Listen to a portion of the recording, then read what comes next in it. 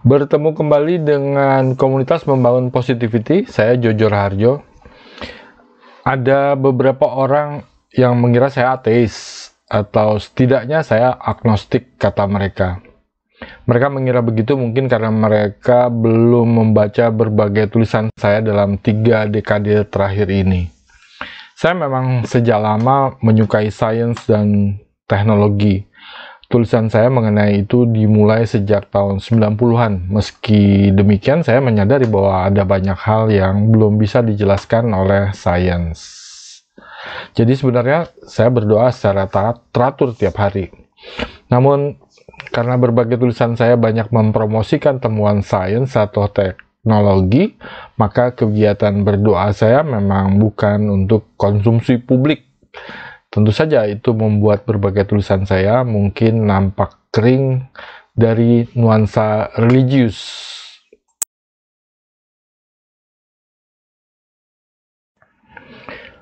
Berbagai riset pada otak orang yang sedang berdoa menunjukkan efek positif pada otak nyaris sama dengan meditasi. Temuan ini mendorong saya untuk tetap berdoa secara teratur, bahkan setiap kali saya akan memulai meditasi. Dr. Paul Hochmeyer, marriage, family, and addiction therapist, adalah salah satu ahli yang menyebutkan berdoa atau meditasi menurunkan tingkat stres. Saat kita dalam situasi stres, maka kerja otak didominasi oleh limbic system, bukan oleh prefrontal cortex atau PFC. Sebagaimana kita tahu, saat kita berada dalam situasi seperti itu, interaksi PFC menurun dengan banyak bagian lain di otak. Akibatnya, PFC menjadi kurang berfungsi maksimal. Padahal, PFC bertugas untuk proses berpikir yang rasional atau penuh analisa, serta membuahkan solusi.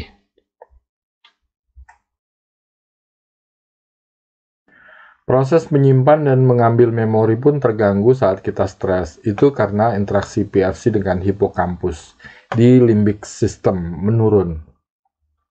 Amigdala yang juga berada di limbic system juga ikut terganggu interaksinya dengan PFC. Padahal salah satu gunanya adalah untuk menghadapi situasi kritis.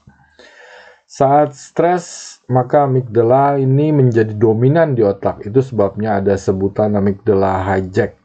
Karena amigdala membuat otak dan tubuh Anda hanya siap untuk 2 hal saja, yaitu fight or flight. Paru dan jantung akan bekerja lebih cepat. Tentu itu menyebabkan tekanan darah naik, bahkan kadar gula dalam darah pun ikut meningkat. Untuk menghemat energi, sistem pencernaan berhenti bekerja, padahal ada makanan yang harus dicerna. Imun sistem juga diturunkan kerjanya sehingga membuat tubuh bisa mudah terinfeksi bakteri atau virus yang tidak dibutuhkan. Semua itu untuk menyiapkan tubuh secara seketika dalam merespon bahaya yang ada di sekitar Anda.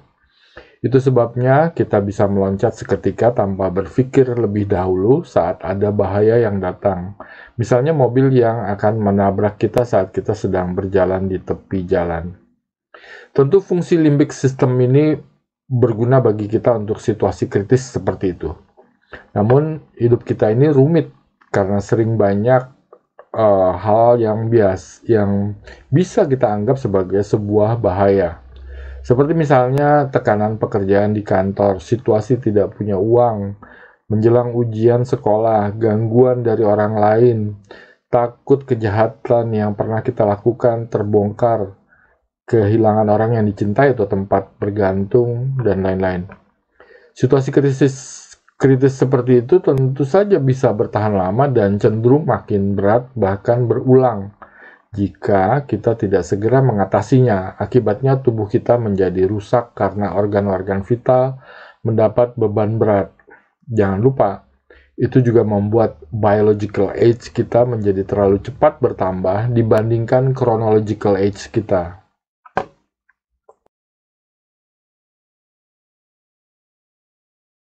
Berdoa disebut oleh berbagai riset memberi efek yang sama dengan meditasi, yaitu menurunkan tingkat stres. Hasilnya tentu PFC kembali bekerja normal, yaitu mampu menemukan solusi, karena mampu membuat analisa terhadap apa yang dihadapi secara lebih baik. pembajakan amigdala dan limbic system terhadap seluruh fungsi otak dan tubuh menjadi menurun, yang membuat semua organ tubuh kembali bekerja normal. Tentu itu artinya menurun juga beban berat di organ-organ vital. Neuroscientist yang lain, yaitu Loretta Browning, lebih sederhana lagi dalam melihat perubahan positif di otak saat kita berdoa. Browning, yang sering disebut sebagai ahli positive hormones, menemukan munculnya satu positive hormones, yaitu serotonin, pada saat kita berdoa dan atau meditasi.